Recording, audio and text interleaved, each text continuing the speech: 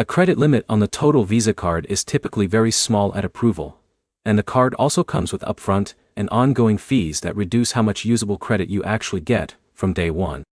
By the end, you'll know how the total Visa card works, what it really costs to use, and whether it's worth it for rebuilding credit or something you should avoid.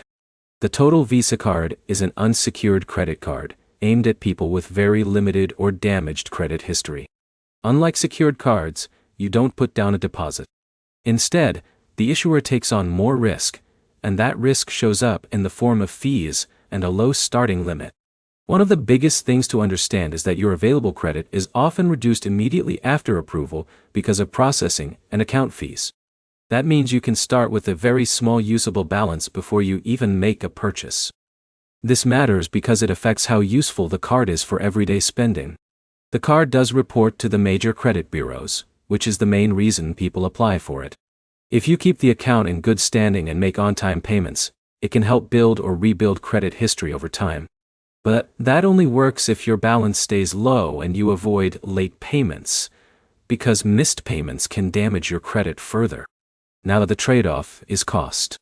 Cards in this category usually have high fees compared to mainstream credit cards, and those fees don't disappear over time.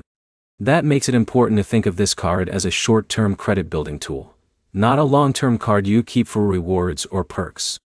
Compared to secured credit cards, the total Visa card is easier to qualify for because there is no deposit requirement.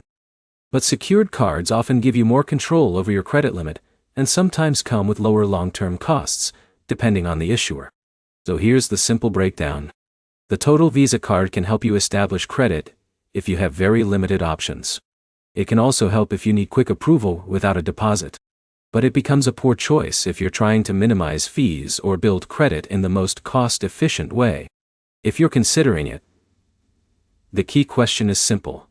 Do you need fast approval more than you need low cost? If the answer is yes, this card might fit. If not, a secured card is usually the smarter move.